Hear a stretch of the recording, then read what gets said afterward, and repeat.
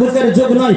এই ব্রাদারের ইসলাম, হযরত ইব্রাহিম খলিল আল্লাহর কাছে আরজ করেছিলেন, আল্লাহ আমি যে আওয়াজটা দেব তো সেই আওয়াজটা সারা বিশ্বের লোকের কান পর্যন্ত কি করে পৌঁছে যাবে? আল্লাহ পাক বলেছিলেন, এ আমার খলিল, আওয়াজ দেওয়াটা তোমার কাজ, আর মানুষের কান পর্যন্ত পৌঁছে দেওয়াটা আমি রব্বুল আলামিন, সেটা আমার কাজ। জোরে বলুন সুবহানাল্লাহ। আল্লাহ পাক এর হুকুমকে পালন করতে গিয়ে ইব্রাহিম খলিলুল্লাহ একটি পাহাড়ের উপরে দাঁড়িয়ে আওয়াজ দিয়েছিলেন, শোনো আমি কাবা বাইতুল্লাহ তৈরি করলাম, আল্লাহর ঘর নির্মাণ করেছি, তোমরা আল্লাহর ঘরের জিয়ারতের জন্য মক্কাতুল মুকাররমায় আসো। সেই সময় সেই আওয়াজটুকু কিতাবের মধ্যে পাওয়া যায়। পৃথিবীর বুকে যত মানুষ ছিল সমস্ত মানুষের কান পর্যন্ত আল্লাহ পৌঁছে দিয়েছিলেন। শুধু তাই নয়, মায়ের গর্ভে যত সন্তান ছিল সেই সন্তানের কান পর্যন্ত সে আওয়াজ পৌঁছে গিয়েছিল। এমনকি বাপের পৃষ্ঠে যত সন্তান ছিল সেই বাপের পৃষ্ঠ পর্যন্ত সে ইব্রাহিম খলিলুল্লাহর আওয়াজ আল্লাহ তাবারাক ওয়া তাআলা সেই বাপের পিঠের সন্তানের কান পর্যন্ত আল্লাহ পৌঁছে দিয়েছিলেন। শুধু তাই নয়, কিতাবে লেখা আছে আলামে আরওয়াহ, আত্মা জগতে যত আত্মা কিয়ামত পর্যন্ত পৃথিবীতে আসবে সমস্ত আত্মার কান পর্যন্ত রব্বুল আলামিন সেই ইব্রাহিম খলিলুল্লাহর আওয়াজকে পৌঁছে দিয়েছিলেন। আর সেই আওয়াজ শুনে ইব্রাহিম খলিলুল্লাহর ডাকে যারা সাড়া দিয়ে বলেছিলেন লাব্বাইক লা শারীকা লাক লাব্বাইক, তাদের কপালে আল্লাহ তাবারাক ওয়া তাআলা হজের হজ যাত্রা নসিবে লিখে দিয়েছেন। তারা কাবা বাইতুল্লাহতে গিয়ে জিয়ারত করে আসছে। জোরে বলুন সুবহানাল্লাহ। বলে কাবা বাইতুল্লাহ তারাই যায় যারা ইব্রাহিম খলিলুল্লাহর ডাকে সাড়া দিয়েছিল, লাব্বাইক বলেছিল। এই ব্রাদারের ইসলাম, আমাদের এলাকায় অনেক মানুষের উপরে হজ ফরজ হয়ে গেছে। অনেক মানুষকে আল্লাহ তাবারাক ওয়া তাআলা টাকা পয়সার মালিক করেছে। একটা কথা মনে রাখবেন যে আল্লাহ তাবারাক ওয়া তাআলা আমাদেরকে মুসলমান করে দুনিয়ার বুকে পাঠিয়েছেন, এটা আল্লাহর লক্ষ কোটি শুকরিয়া। যদি আল্লাহ চাইতেন কোন নাস্তিকের ঘরে, কোন বেদিনের ঘরে, কোন মুশরিকের ঘরে, কোন কাফিরের ঘরে, কোন বেঈমানের ঘরে আমার জন্ম হতো, কিন্তু আল্লাহ পাকের লক্ষ কোটি শুকরিয়া যে আমি মুসলমানের ঘরে জন্ম হয়েছি আর মুসলমান রূপে দুনিয়াতে আসতে পেরেছি। এই ব্রাদারের ইসলাম, তবে মুসলমান রূপে যখন দুনিয়ায় আসতে পেরেছি তো মুসলমানের উপরে কিছু কর্তব্য আছে, কিছু ফরজ আছে।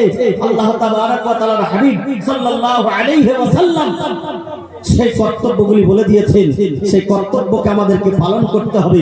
হাদিসে পাকের মধ্যে রয়েছে বুনিয়াল ইসলামু আলা খামসিন, ইসলামের বুনিয়াদ হচ্ছে পাঁচখানা, ইসলামের ভিত হচ্ছে পাঁচখানা, ইসলামের খুঁটি হচ্ছে পাঁচখানা, ইসলামের খাম্বা হচ্ছে পাঁচখানা। এই পাঁচখানা খুঁটিকে যে পালন করলো সেই ইসলাম ধর্মকে পরিপূর্ণভাবে পালন করলো। জোরে বলুন সুবহানাল্লাহ। সেই পাঁচখানা খুঁটির মধ্যে এক নম্বর হচ্ছে আল্লাহ এবং আল্লাহর রাসূলের প্রতি ঈমান নিয়ে আসা, আন তুমিনু বিল্লাহি ওয়া রাসূলিহি, আল্লাহ এবং আল্লাহর প্রতি ঈমান নিয়ে আসা। দ্বিতীয় নম্বরে হচ্ছে ওয়াকিমুস সালাত, নামাজ কায়েম করা। তৃতীয় নম্বর হচ্ছে ওয়াসুম রমজান, রমজান শরীফের রোজা রাখা। চতুর্থ নম্বর হচ্ছে ওয়াতুজ যাকাত, যাকাত প্রদান করা। পঞ্চম নম্বর হচ্ছে হজ্জুল বাইত, অর্থাৎ কাবা বাইতুল্লাহর হজ করা। যেমন নামাজ পড়াটা ফরজ, তেমনি ভাবে ধনী লোকের জন্য যারা মদিনা পর্যন্ত যেতে পারবে, যারা মক্কা পর্যন্ত যেতে পারবে, তাদের উপরে হজ করাটাও ফরজ, তেমনি যাকাত প্রদান করাও ফরজ। এই ব্রাদারের ইসলাম, আমরা হয়তো শুনে আসছি যে নামাজটা পড়তে হয়। অনেক মানুষ আছে যারা এখন পর্যন্ত জানে না যে নিজের সম্পত্তি, নিজের টাকা পয়সা থেকে যাকাত বের করতে হবে, যাকাত দিতে হবে। এই ব্রাদারের ইসলাম, আমরা কত পিছিয়ে পড়া মুসলমান যে আমাদের ইসলামের যে পাঁচখানা স্তম্ভ, ইসলাম ধর্মের মধ্যে টিকে থাকতে গেলে, ইসলাম ধর্মের মধ্যে মুসলমান হয়ে বাঁচতে গেলে এই পাঁচখানা নিয়মকে যে পালন করতেই হবে, এই পাঁচখানা নিয়ম আমরা সঠিকভাবে জানি না। বিরাদরের ইসলাম মুআজ্জাজ মুহতারাম, কিন্তু আজকে সুন্দর আল্লাহ পাকের ঘর, এক মসজিদের উন্নতি করতে এক জলসার আয়োজন হয়েছে। এই জলসার মাহফিলে হাতে গোনা হয়তো 100 খানা লোক এসে জমা হয়নি। আমাদের এই বড় বাগান এলাকায় অসংখ্য লোক আছে যারা চায়ের দোকানে, যারা রাস্তাঘাটে বসে বসে হয়তো আরাম করছে, কিন্তু বেরাদার এই মাহফিলে এসে বসার তৌফিক হয়নি। যে মাহফিলকে আল্লাহর রাসূল সাল্লাল্লাহু আলাইহি ওয়াসাল্লাম খরাফাতুল জান্নাত অর্থাৎ জান্নাতি কিয়ারি বলে আখ্যায়িত করেছে, সেই মাহফিলে আসার সৌভাগ্য আমাদের হয়নি। বেরাদারের ইসলাম বলছিলাম যে হাজীগণ হজ করতে গিয়েছে, এখন বর্তমানে তারা হজ করতে গিয়ে মক্কাতুল মুকাররমায় আছে। মক্কাতুল মুকাররমা কাবা বাইতুল্লাহ জিয়ারত করার পরে, হজের নিয়মাবলী পালন করার পরে হাজীগণকে যেতে হয় কোথায়? মদিনাতুল মুনাওয়ারায়। মদিনায় তারা যায়। বেরাদারের ইসলাম, মদিনায় কেন যায়? মদিনায় এজন্য যায় যে নিজের গুনাহ খাতাকে ক্ষমা করিয়ে নিতে যায়। সেটা হচ্ছে এমনই এক জায়গা, যে জায়গাতে বেসাহারা সাহারা পেয়ে যায়, যে জায়গাতে গুনাহগার গেলে তার গুনাহ মাফ হয়ে যায়। কারণ সেটি হচ্ছে নবীর দরবার, সেটি হচ্ছে রাহমাতুল লিল আলামিনের দরবার, যার সম্পর্কে কোরআন বলতেছে ওমা আরসালনাকা ইল্লা রাহমাতাল লিল আলামিন। হে আমার প্রিয়তম হাবিব, হে আমার প্রিয়তম মাহবুব, আমি তোমাকে সারা বিশ্বের জন্য, সারা জগতের জন্য দয়া করে প্রেরণ করেছি, দয়া করে প্রেরণ করেছি, মেহেরবান করে প্রেরণ করেছি। বেরাদারের ইসলাম, শুধু নেককারদের জন্য মেহেরবান তা নয়, শুধু হাজীদের জন্য মেহেরবান তা নয়, শুধু মাওলানাদের জন্য মেহেরবান তা নয়। বেরাদারের ইসলাম প্রত্যেকটি জীবজন্তুর জন্য, এমনকি জড় পদার্থ, জল পদার্থ, যত পদার্থ তৈরি হয়েছে জমিন আসমানের বুকে, যত কিছু আল্লাহ তাবারক ওয়া তাআলা সৃষ্টি করে রেখেছে, সমস্ত জিনিসের জন্য আল্লাহ তাবারক ওয়া তাআলা আমার প্রিয় নবীকে দয়া রূপে, দয়া করে, মেহেরবান করে আমাদের কাছে প্রেরণ করেছে। জোরে বলুন সুবহানাল্লাহ। সেই জায়গাতে কোনো গুনাহগার গিয়ে যদি বলে দয়ার নবী গো, আমি বড় গুনাহ করেছি, তোমার উম্মতের মধ্যে আমি, হে আকা আমার গুনাহ খাতাকে তুমি রব্বুল আলামিনের দরবার থেকে ক্ষমা করিয়ে দাও। বিরাদারের ইসলাম, সেই গুনার ক্ষমা সেই ব্যক্তি পেয়ে যাবে। হাদিসে পাকের মধ্যে রয়েছে, তাফসীরের কিতাবের মধ্যে বর্ণনা রয়েছে, আমার রাসূলুল্লাহ সাল্লাল্লাহু আলাইহি ওয়াসাল্লামের উপরে যখন আয়াতখানা নাযিল হয়, ওয়ালাউ আন্নাহুম ইযযালামু আনফুসাহুম জাউকা, হে আমার প্রিয়তম হাবিব, যখন তোমার উম্মতির মধ্যে যখন কেউ গুনাহ করে আর গুনাহর ফলে নিজের আত্মার উপরে অন্যায় করে ফেলে, জুলুম করে ফেলে, তখন সে যেন তোমার দরবারে আসে। আমার নবীজি ডাক দিচ্ছেন, হে আমার উম্মতিরা, যখন তোমরা গুনাহ করে নাও তখন তোমরা আমার দরবারে এসো, আমার কাছে এসো, কারণ তোমার গুনাহ আমার কাছে আসলে ক্ষমা হয়ে যাবে। বিরাদারের ইসলাম মুআজ্জাজ, সেই রাসূলে কায়নাত সাল্লাল্লাহু আলাইহি ওয়াসাল্লামের যুগে একজন সাহাবী রাসূল, দেহাতি সাহাবী, যাকে আরবি বলা হয়, দেহাতের লোকজনকে আরবি বলা হয়, সেই দেহাতি লোক আমার রাসূলের দরবারে গিয়েছেন। তিনি দূর থেকে গিয়েছেন, জানেন না যে আমার নবীজি দুনিয়াতে আছেন না ইন্তেকাল করে কবরে জগতে চলে গেছেন। বিরাদারের ইসলাম, যখন মদিনায় আসলেন, খবর পেলেন যে আমার রাসূলে কায়নাত সাল্লাল্লাহু আলাইহি ওয়াসাল্লাম এই পার্থিব জগৎকে বিদায় জানিয়ে অপার্থিব জগতে কবরে দুনিয়াতে আরাম করতেছেন। বিরাদারের ইসলাম, সঙ্গে সঙ্গে রাসূলুল্লাহর রওজা পাকে গেলেন। রওজা পাকে যাওয়ার পরে আমার রাসূলুল্লাহর কবর শরীফের মাটি মোবারক নিয়ে নিজের মুখে চোখে মাখছেন আর কান্না করছেন আর বলতেছেন, হালাকতু ইয়া রাসূলুল্লাহ, আমি ধ্বংস হয়ে গেলাম নবীজি, আমি তো শেষ হয়ে গেলাম ইয়া রাসূলুল্লাহ। কারণ কি? সেই লোকটি হয়তো কোনো গুনাহ করেছিল, তার মনের মধ্যে আশা ছিল যে নবীর কাছে গেলে, নবীর দরবারে গেলে, নবীর নিকটে গেলে আমার গুনাহ মাফ হয়ে যাবে। বিরাদারের ইসলাম, সেই ব্যক্তি যাওয়ার পরে দেখছেন আমার রাসূলুল্লাহ কবরি জগতে আরাম করতেছেন, জিন্দা নবী, হায়াতুন নবী। বিরাদারের ইসলাম, হে নবীর উম্মতেরা, একটু কান খুলে শ্রবণ করবেন যে আমার রাসূলুল্লাহকে আল্লাহ তাবারক ওয়া তাআলা কত পাওয়ার শক্তি দিয়েছিলেন, কত মান মর্যাদা দিয়েছিলেন, কত ক্ষমতা দিয়েছিলেন। কবরে যাওয়ার পরেও আমার নবী উম্মতের কথা শ্রবণ করতে পারেন এবং উম্মতকে উত্তর দিতে পারেন, উম্মতের সহযোগিতা করতে পারেন। সেই সাহায্যকারী নবী, পাপীদের সুপারিশকারী নবী, জিন্দা নবী, হায়াতুন নবী কবরে দুনিয়াতে আছেন। আর সেই জায়গাতে সাহাবীরা রাসূলগণ কবরের আশেপাশে দাঁড়িয়ে সেই দৃশ্য দেখতে আছেন যে একজন আরবি, একজন সাহাবী আছে নবীর দরবারে, নবীর কবর শরীফের কাছে আছে, মাটি মোবারক নিচ্ছেন আর নিজের মুখে চোখে লাগিয়ে মাখছেন আর কান্না করছেন, হালাকতু ইয়া রাসূলুল্লাহ, আমি তো ধ্বংস হয়ে গেলাম, আমি তো নষ্ট হয়ে গেলাম, কারণ আপনার সঙ্গে তো ডাইরেক্ট দেখা হলো না এই বেরাদারের ইসলাম, কিন্তু কবরে পাকে আসার ওসিলায় আমরা রাসূল কায়নাত সাল্লাল্লাহু আলাইহি ওয়াসাল্লাম সেই কবরের ভিতর থেকে আওয়াজ দিয়ে বলেছিলেন, সমস্ত সাহাবায়ে কেরাম শুনতে পেয়েছিলেন। বেরাদারের ইসলাম সেই সাহাবীকে উত্তরে দিচ্ছেন, গাদ কুফরানাকা, শোনো তুমি যে আমার কাছে এসেছো, আমার দরবারে এসেছো, আল্লাহ পাক তোমার গুনাহকে maaf করে দিয়েছে। জোরে বলুন সুবহানাল্লাহ। এটা আমার মন গড়া কথা নয়, হাদিসে পাকের কথা, তাফসীরের কথা। যেই নবীর দরবারে গেলে গুনাহ maaf হয়ে যায়, যেই নবী উম্মতের অবস্থা বুঝতে পারেন, সেই নবী কায়নাত সাল্লাল্লাহু আলাইহি ওয়াসাল্লাম। বেরাদার ইসলাম, আমাদের নবী যারা নবী হয় তারা জন্মগতভাবে নবী হয়, দুনিয়াতে আসার পরে নয়। বেরাদার একটা কথা মনে রাখবেন, এখন ফেসবুকের যুগ, ইন্টারনেটের যুগ, ইউটিউবের যুগ। এই ফেসবুকের মাধ্যমে, ইউটিউবের মাধ্যমে, ইন্টারনেটের মাধ্যমে মানুষ শ্রবণ করছে জালসা, অনেক বক্তার বক্তব্য শুনছে। বেরাদার ইসলাম, ভালো কথা, বক্তাদের বক্তব্য শোনাটা ভালো কাজ, কিন্তু সেই বক্তা যেন আহলুস সুন্নাত ওয়াল জামাত এবং হানাফি মাযহাবের তার আকীদা যেন সহি আকীদা হয়, তার মন্তব্য যেন সাহাবীদের মন্তব্যদের মতো হয়, তার আচরণ যেন সাহাবীদের মতো হয়, তার আকীদা, তার মনস্থ যেন নবীকে মানার যে নিয়ম, সেই নিয়মটা যেন সাহাবীদের মতো থাকে। বেরাদারের ইসলাম, আজ থেকে প্রায় এই 15 দিন বা 20 দিন আগে ইন্টারনেটের মাধ্যমে কিছু বক্তা নিজে খুব চ্যালেঞ্জ করছে, খুব চ্যালেঞ্জ করছে। বক্তাদের কিছু কিছু বক্তাদের কাজ হয়ে গেছে শুধু চ্যালেঞ্জ ছোড়া, আর এই ইউটিউবের মাধ্যমে চ্যালেঞ্জ করবে। এগুলো শুনে হয়তো অনেক মানুষ ভাবে, ধারণা করে বাপরে বিশাল কিছু একটা বলে দিয়েছে। তবে আল্লাহ তাবারক ওয়া তাআলা আপনাকে দিল দিমাগ দিয়েছে, ব্রেন বুদ্ধি দিয়েছে, আপনাকে সেই ভালো মন্দ বুঝার শক্তি দিয়েছে। সেই কথাটাকে শোনার পরে আপনি বিবেক বিবেচনা করুন, আপনি চিন্তা ভাবনা করুন যে কথাটা কতদূর পর্যন্ত ঠিক বলেছে, কতদূর পর্যন্ত যুক্তিযুক্ত বলেছে। একজন বক্তা বলেছে যে নবী 40 বছর পরে নবী হয়েছে, আমাদের আখেরি নবী 40 বছর পরে নবী হয়েছে। আচ্ছা, নবী যারা হয় তারা 40 বছর পরে হয় না মায়ের পেট থেকে হয়? এটা মাসলা জানা আছে? জানা নেই। আমাদের এলাকার লোককে জানা নেই, আমি এই এলাকার ছেলে জানা আছে আমার খুব কম, হয়তো এই মাহফিলের মধ্যে হয়তো 10 জনের জানা আছে, বাকি বেশিরভাগ লোকেরই জানা নেই। যারা নবী হয় আমল প্রচেষ্টায় নবী হওয়া যায় না। নবী যারা হয়, আল্লাহ যাকে নবী বানায় সে নবী হয়।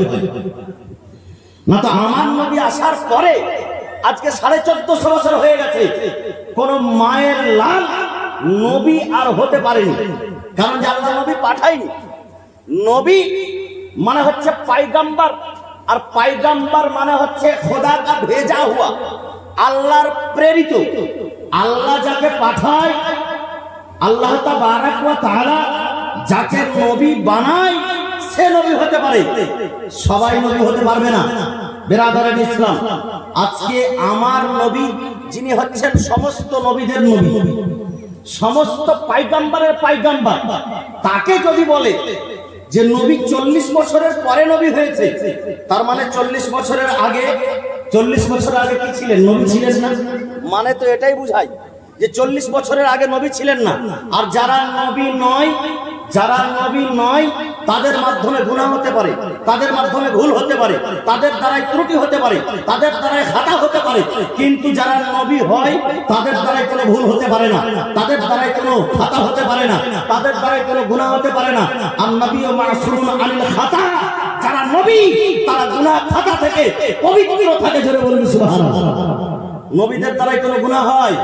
গুনাহ হয় না। তবে যারা বলে, যারা মনে করে যে নবী আমার 40 বছরের পরে নবী হয়েছিলেন, তো তার মানে 40 বছরের আগে নবী ছিলেন না।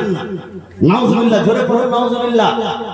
কত বড় একটা ভুল কথা মানুষের কাছে ছড়িয়ে দেওয়া। যদি এই কথার প্রতি আকীদা রাখা যায় তবে ঈমান সঠিক থাকবে না। আকাইদটা এমন একটা জিনিস যে আকাইদটা আমাদেরকে সকলের উপরে ফরজ আছে জানা। ইলমে দ্বীন শিক্ষা করাটা ফরজ, এটা আমার আপনার কথা নয়, এটা হচ্ছে সারা বিশ্বের নবীর কথা। আমার নবীজি বলেন তালাবুল ইলম ফরিদাতুন আলা কুল্লি মুসলিম ওয়া মুসলিমা, প্রত্যেক মুসলমান নরনারীর জন্য ইলমে দ্বীন শিক্ষা করা ফরজ। আল্লাহকে কিভাবে মানতে হবে, নবীকে কিভাবে মানতে হবে, ফেরেশতাদেরকে কিভাবে মানতে হবে, জান্নাত জাহান্নামকে কিভাবে মানতে হবে, সেই সমস্ত জিনিসকে মানার নাম, বিশ্বাস স্থাপন করার নাম হচ্ছে আকীদা।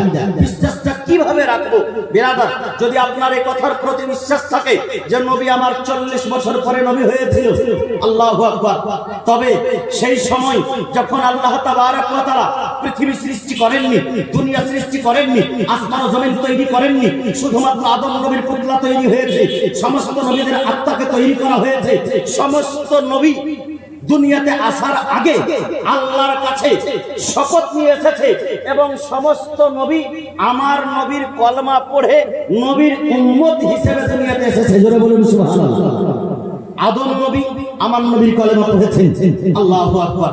হযরত নূহ আলাইহিস সালাম আমার নবীর কলমা পড়েছেন, ঈসা রূহুল্লাহ আমার নবীর কলমা পড়েছেন, মুসা কালিমুল্লাহ আমার নবীর কলমা পড়েছেন।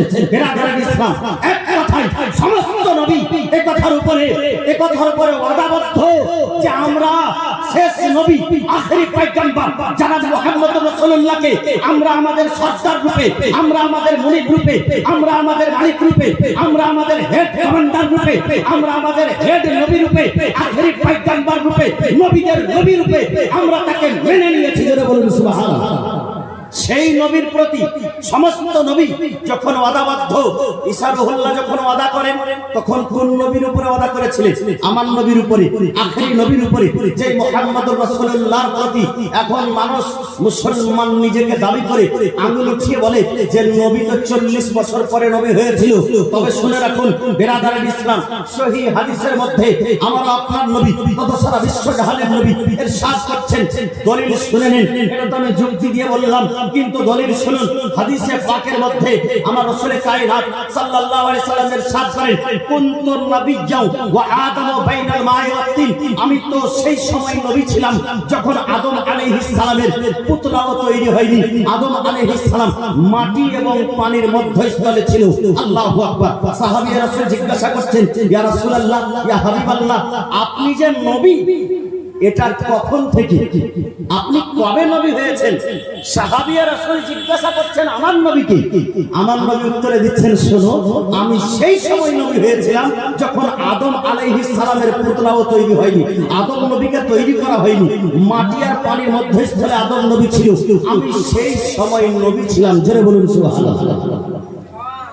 बरेली मटी থেকে आला हजरत आजिमुल बरकत अलैहि रहमत और रिजवान बोलें, वो जो ना थे तो कुछ भी ना था, वो जो ना थे तो कुछ भी ना था, वो जो ना हो तो कुछ भी ना हो, जान है वो जहान की, जान है तो जहान है। जोरे बोलुन सुबहानाल्लाह। আমার নবী যখন ছিলেন না তো কিছুই ছিল না, নবী না হতেন তো কিছু তৈরি হতো না, আর নবী আছেন বলে দুনিয়া টিকে আছে, যদি নবী না থাকতেন তবে দুনিয়া টিকে থাকতো না। জোরে বলুন সুবহানাল্লাহ। সেই নবীকে যদি কেউ মানে যে নবী 40 বছর পরে নবী হয়েছিল, আল্লাহু আকবার। খুব সংক্ষিপ্ত আকারে ছোট্ট একটি ঘটনা আপনাদেরকে বলে শুনিয়ে দিই। হযরত ঈসা রূহুল্লাহ আলাইহিস সালাম যখন হযরত মারিয়াম আলাইহিস সালামের গর্ভ থেকে জন্ম হলেন, ঈসা পয়গম্বরের বাবা ছিল না, এটা আপনারা সকলেই জানেন। ঈসা নবীর বাবা ছিল না, শুধু মায়ের গর্ভ থেকে হয়েছে। এটা হয়তো অনেকে যারা জানে না তারা ভাবে এটা আবার কি করে সম্ভব? একটা মেয়ের যদি বিবাহ না হয় সে মেয়ের বাচ্চা কিভাবে প্রসব হবে, সে গর্ভবতী কিভাবে হবে? কিন্তু আল্লাহ পাকের হুকুম, ঈসা রূহুল্লাহর মা হযরত মারিয়াম আলাইহিস সালামের গর্ভে সন্তান আসলো। আল্লাহ তাবারক ওয়া তাআলা তার গর্ভে ডাইরেক্ট সন্তান দিলেন বাবা ছাড়া। ঈসা নবীর মা হযরত মারিয়াম আলাইহিস সালাম যখন সন্তানকে জন্ম দিলেন তো সেই সময় গ্রামের দিকে যখন আসলেন তো স্বাভাবিক প্রশ্ন, আমাদের এলাকায় যদি একটা কুঁয়ারি মেয়ে যার বিবাহ হয়নি সে যদি বাচ্চার মা হয়ে যায় তাকে অবশ্যই আমরা বদচরিত্র নারী বলে ঘোষণা করে থাকবো যে তোমার চরিত্র খারাপ, তুমি চরিত্রহীন, কারণ তোমার বিবাহ হয়নি, বাচ্চা কি করে হলো? ঠিক সেই সময় সেই যুগে হযরত ঈসা রুহুল্লাহর মা হযরত মারিয়াম আলাইহিস সালামকে বলেছিল গ্রামের লোকেরা যে তোমার ব্যবহার কেন এরকম, তোমার বাবা তো ভালো মানুষ ছিল, তোমার মা তো ভালো মানুষ ছিল, তুমি কেন এরকম, বিনা বিবাহে তোমার বাচ্চা কোথায় থেকে আসলো? হযরত ঈসা রুহুল্লাহর মা হযরত মারিয়াম আলাইহিস সালাম একবার আকাশের দিকে তাকাচ্ছেন, একবার জমিনের দিকে তাকাচ্ছেন, একবার বাচ্চার মুখের দিকে তাকাচ্ছেন, আর টপ টপ করে চোখ দিয়ে অশ্রু গড়িয়ে বয়ে যাচ্ছে, কাঁদতে আছেন, বলে হে রাব্বুল আলামিন, আমাকে যখন সন্তান দিয়েছো এই মানুষকে আমি উত্তর কিভাবে দেব?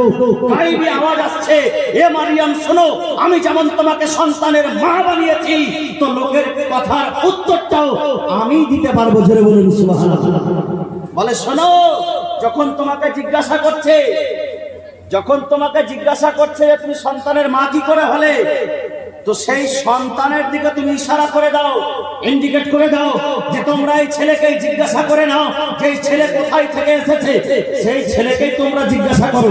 বিরাদারে ইসলাম বলে মারিয়াম আলাইহিস সালাম জিজ্ঞাসা করতে বলছেন কার দিকে? ওই ছেলের দিকে। ছেলের বয়স কত তখন? ঈসা রুহুল্লাহর বয়স তখন মাত্র 3 দিন বা 4 দিন। আচ্ছা, 3 দিন বা 4 দিনের বাচ্চা কথা বলেছে কেউ? আপনারা দেখেছেন কোথাও? 3-4 দিনের বাচ্চা কথা বলতে পারে না। গ্রামের লোক আশ্চর্য, বলে 4 দিনের বাচ্চা আমাদের সঙ্গে কি করে কথা বলবে, আমাদের সঙ্গে কি করে কথোপকথন হবে? বলে তোমরা জিজ্ঞাসা করো। তার মধ্যে একজন বয়স্ক লোক বলছে যে যখন জিজ্ঞাসা করতে বলছে একবার না হয় জিজ্ঞাসা করেই দেখো। তারা জিজ্ঞাসা করছে, বলো মারিয়াম আলাইহিস সালাম তোমাকে নিজের বেটা বলছে, তুমি কোথায় থেকে এসেছো, তুমি কে? হযরত ঈসা রুহুল্লাহ আলাইহিস সালাম মাত্র 4 দিনের ছেলে, 4 দিনের ছোট বাচ্চা, ছোট শিশু, আর বলছেন যে শোনো, আমি হচ্ছি ঈসা রুহুল্লাহ, আনা ঈসা রুহুল্লাহ, আমি হচ্ছি ঈসা পয়গম্বর, এবং আমি হচ্ছি নবী, আনা নবিয়্যুন, আমি হচ্ছি নবী, এবং আমার উপরে আল্লাহ তাবারাক ওয়া তাআলা কিতাব নাযিল করেছেন, আমি দুনিয়াতে নবী হয়ে এসেছি। এই গ্রামের লোকেরা, আমার মাকে তোমরা লাঞ্ছনা দিও না, আমার মাকে তোমরা অপবাদ দিও না, আমি আল্লাহর হুকুমে বিনা বাবাই আমার মায়ের গর্ভ থেকে আল্লাহ আমাকে নবী করে দুনিয়াতে পাঠিয়েছে, আর আমি নবী হয়ে দুনিয়াতে এসেছি, আমার উপরে আল্লাহ পাক কিতাব নাযিল করেছে। এই বিরাদারের ইসলাম, যেই ঈসা রুহুল্লাহ দুনিয়াতে আসার পরে আল্লাহর কাছে আরজ করেছিল, হে রাব্বুল আলামিন, আমাকে দুনিয়াতে নবী করে না পাঠিয়ে যদি আখেরি নবীর উম্মত করে দিতেন, যদি আখেরি পয়গম্বরের উম্মত করে পাঠাতেন, তবে খুব ভালো হতো। আল্লাহ পাক ঈসা রুহুল্লাহর দোয়াকে কবুল করেছেন। এখন পর্যন্ত ঈসা রুহুল্লাহ মরণের শ্বাস গ্রহণ করেননি। আল্লাহ পাক ঈসা রুহুল্লাহকে দ্বিতীয় আসমানে উঠিয়ে নিয়েছেন। সেই দ্বিতীয় আসমান থেকে আবার আখেরি সময়ে, শেষ সময়ে, কিয়ামতের 40 বছর আগে ইমাম মাহদীর যুগে ঈসা পয়গম্বর দুনিয়াতে আসবেন, সে আবার আমার আখেরি নবীর উম্মত হয়ে আসবেন। এই বিরাদারের ইসলাম, যে ঈসা রুহুল্লাহ আমার নবীর উম্মত হওয়ার জন্য লালায়িত, আমার নবীর উম্মত হওয়ার জন্য আকাঙ্ক্ষিত, সেই ঈসা রুহুল্লাহ যদি 4 দিনের সন্তান নবী হয়ে দুনিয়াতে আসে, তো আমার নবী কি 40 বছর পরে নবী হয়েছে? না না, আমার নবী তো সেই সময় নবী ছিল যখন আদম নবী তৈরি হয়নি। জোরে বলুন সুবহানাল্লাহ। নারে তাকবীর, নারে তাকবীর, নারে রিসালাত, নারে রিসালাত। উলামায়ে আহলে সুন্নাত, উলামায়ে আহলে সুন্নাত, হযরত আল্লামা মাওলানা মাহবুব আলম সাহেব কিবলা, নারে তাকবীর, নারে রিসালাত। মাশাআল্লাহ, আলহামদুলিল্লাহ। বিরাদারের ইসলাম, আমার বক্তব্যকে আমি খুব সংক্ষেপের দিকে নিয়ে চলে আসবো, কারণ যে আমাদের প্রধান অতিথি, প্রধান বক্তা, আজকের এই মঞ্চের প্রথম রাত্রের প্রধান বক্তা, তিনি আমাদের মাহফিলে, আমাদের কাছে, আমাদের সামনে এসে উপস্থিত হয়ে গেছেন। কিছুক্ষণের মধ্যে আপনাদের সামনে দিয়ে দেবো ইনশাআল্লাহ। শুনবেন, মন ভরে যাবে, কলিজা ঠান্ডা হয়ে যাবে ওনার সুর শুনে। কারণ যে আমাদের এই বড় বাগানের লোক তো আবার সুর ছাড়া কিছু বুঝে না। হ্যাঁ, সুর ছাড়া কিছু বুঝে না। আল্লাহু আকবার। ওইরকম ভালো কোকিল কণ্ঠে সুরের বক্তা নিয়ে এসে যদি এর আগে কিছু উল্টা পাল্টা বলেও দেয়, তাও কিছু বলবে না। সুর ভালো থাকলেই হলো। তবে মাশাআল্লাহ, যাই হোক, সুরটাও শোনা প্রয়োজন আছে। তবে কিছু কথা, কোরআন হাদিসের কথা শুনে বুঝতে হবে, ঈমান আকীদা ঠিক করতে হবে। কবে করবেন ঈমান আকীদা ঠিক? আমাদের এই গরুবাগান এলাকার যতজন মানুষ আমরা দেখেছি যাদেরকে বাহাদুরি করতে, তাদের কাছে একটু ডাক দিয়ে দেখেন, তোর বাপের ক্ষমতা নেই, চালা আছে, চলে গেছে, মাটির সঙ্গে মিশিয়ে গেছে। যেতে হবে আমাদেরকেও সেই জায়গাতে, কবরস্থলে, কবরে আমাদেরকেও যেতে হবে। যাওয়ার আগে কিছু আমাদেরকে নিজের জন্য, নিজের সঙ্গে নিজের সাথী বানিয়ে নিতে হবে। আপনি লক্ষ কোটি টাকার মালিক হয়ে যান, সেই কবরে সেই টাকা পয়সা আপনার সাথ দেবে না। তবে বলছিলাম বাবা, খুব মূল্যবান কথা, যে আমার নবী আপনার নবী, তত সারা বিশ্ব জাহানের নবী, কুল কায়নাতের নবী, নবীদের নবী, যিনি হচ্ছেন নবীদের টিচার, নবীদের শাস্ত্র, নবীদের মাস্টার, সারা পৃথিবীর দিকে যাকে আল্লাহ তাবারাক ওয়া তাআলা সারা পৃথিবীর ডাইরেক্টর করে, সারা পৃথিবীর মালিক করে, সারা পৃথিবীর মুনিব করে আমার নবী আপনার নবী, তত সারা বিশ্ব জাহানের নবীকে পাঠিয়েছেন। বিরাদরান ইসলাম, সেই নবী সৃষ্টি না হলে কোন জিনিস তৈরি হতো না। সেই নবীকে আল্লাহ পাক সৃষ্টির আগেই নবী ঘোষণা করেছেন, সেই নবী সৃষ্টি হওয়ার আগেই নবী হয়েছেন। বিরাদরান ইসলাম, সৃষ্টি পরে যেই নবী সর্বপ্রথম নবী হয়েছেন আর সর্বশেষ এসেছেন, তারই নাম হচ্ছে মুহাম্মদ রাসূলুল্লাহ। জোরে বলুন সুবহানাল্লাহ। আর যারা বলে যে নবী 40 বছর পরে নবী হয়েছে, সে কিছু জানে না। কিছু জানে না বললে তো হবে না, জানে, কিন্তু যেটি ব্রেন আছে সেই ব্রেনটি ইবলিস শয়তানের কাছ থেকে ধার করে নেওয়া ব্রেন, ইবলিসের কাছ থেকে ধার করে নেওয়া ব্রেন আছে তাদের কাছে। আর জানেন, এই যে আজকে হজ যাত্রীরা হজ করতে যাবে, হজ যাত্রী যারা, তারা হজ করতে যাবে, আর হজ করে কাবা বাইতুল্লাহর জিয়ারত করার পরে মদিনা মুনাওয়ারার জিয়ারত করতে যাবে। তবে এখন দুনিয়ার বুকে কিছু হাজি, দুনিয়ার বুকে কিছু আলিম আছে, আলিম সম্প্রদায়, আল্লাহু আকবার, কিছু বললে না বললেও হয় না, আর কিছু কথা বলতেও হয়, প্রকাশ করতে হয়। না জানে এই মাহফিলের মধ্যে কার কপালে হজ লেখা আছে, কে কখন যে হজ করতে যাবে, এটা হয়তো আমাদের জানা নেই। কিন্তু জানি না, আল্লাহ পাক যদি আমাদের মাহফিলের মধ্যে কোনো বাপ, কোনো ভাইয়ের কপালে হজ লেখা রাখে, সে যদি হজ করতে যায়, তো হজের নিয়মটা পালন করার পরে পরে আমার নবীর মুহাব্বতে যেন সে মদিনা শরীফে যায়। কারণ মদিনাতে নবীর মুহাব্বতে যাওয়া, এটা কত দূর কি আছে। আল্লাহু আকবার। আমার নবীজি ইরশাদ করেন, মান যারা কবরি ওয়াজাবাত লাহু শাফাআতি, যে আমার কবরের জিয়ারত করলো তার জন্য আমার শাফাআত ওয়াজিব হয়ে গেল, তার জন্য আমি কিয়ামতের ময়দানে সুপারিশ করব, তার জন্য আমি সুপারিশের জামিন হয়ে গেলাম। তো নবী যার জামিনদার নেই, যেই নবীকে আল্লাহু আকবার আরবের কাফিররাও মানত যে ইনি হচ্ছেন আল আমিন, যে যাকে যে কথা দেয় সে কথার ওয়াদা পূর্ণ করে, কথা রাখে। তো সেই নবী ওয়াদা করেছেন, হে আমার উম্মতিরা, আমার কবর শরীফের তুমি জিয়ারত করবে আর আমি নবী তোমার শাফাআত করব। জোরে বলুন সুবহানাল্লাহ। তো নবী যার শাফাআত করবে সেই লোকটার ক্ষমা হবে কিনা? হবে। এটার প্রতি ঈমান রাখতে হবে। আল্লাহ পাক কোরআনের মধ্যে ইরশাদ করেন, ওয়ালা সাউফা ইউতিকা রাব্বুকা ফাতারদা, হে আমার প্রিয়তম হাবিব, আমি তোমাকে এত বেশি দেব যে তুমি রাজি হয়ে যাবে। আর আমার নবী ততক্ষণ পর্যন্ত রাজি হবেন না যতক্ষণ পর্যন্ত আমার নবীর সমস্ত উম্মতকে জান্নাতি না বানিয়ে এনেছেন। জোরে বলুন সুবহানাল্লাহ। সেই প্রিয় হাবিব সাল্লাল্লাহু তাআলা আলাইহি ওয়াসাল্লামের প্রিয় নবী আল্লাহর রাসূল সাল্লাল্লাহু আলাইহি ওয়াসাল্লাম বলছেন, শোনো, যে আমার কবর শরীফের জিয়ারত করবে আমি তার জন্য শাফাআত করব, আর যার জন্য আমার নবী শাফাআত করবে তার জন্য জান্নাত ওয়াজিব হয়ে যাবে। আল্লাহ পাক তাকে জান্নাত দেবে, তার গুনাহ খাতা আল্লাহ maaf করে দেবে। বিরাদরান ইসলাম, কারণ সেই নবীর শাফাআত কাবিলে কবুল হয়, সেই নবীর শাফাআত কবুল হয়ে যায়। কাল কিয়ামতের ময়দানে মহাপ্রলয়ের দিনে সেই সবাই নাফসি নাফসি করবে, আর আমার রাসূলুল্লাহ উম্মতি বলবেন, বলে আনালাহা বুখারীর ভাষা রয়েছে, আমি তোমাদের জন্য আছি, আমি তোমাদের জন্য আছি। রাসূলের কায়নাতের দিকে আমরা সবাই চলে যাব, বলে ইয়া রাসূলুল্লাহ, আমরা গুনাহগার, গুনাহের ফলে আমরা আজকে বিপদগ্রস্ত। আমার নবীজি কাল কিয়ামতের ময়দানে সাজদারত হয়ে যাবেন, আর সাজদারত হয়ে আল্লাহর কাছে কান্না করবেন, রব্বি হাবলি উম্মতি, রব্বি হাবলি উম্মতি, হে আমার প্রিয়, হে আল্লাহ, হে রাব্বুল আলামিন, আমার উম্মতকে আমার হাওয়ালাই করে দাও, আমার উম্মতকে আমার হেবা করে দাও।